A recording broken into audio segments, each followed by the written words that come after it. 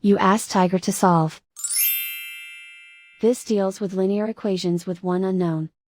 The final result is x equals 2. Let's solve it step by step. Group all x terms on the left side of the equation. Add 6x to both sides. Group like terms.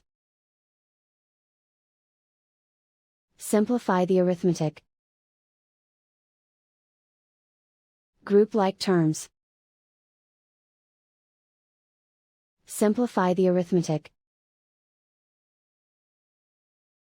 Group all constants on the right side of the equation.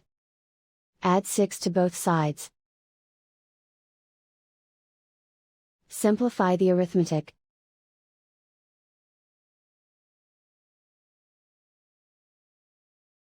Isolate the x. Divide both sides by 8. Simplify the fraction. Find the greatest common factor of the numerator and denominator. Factor out and cancel the greatest common factor. And so the final result is x equals 2.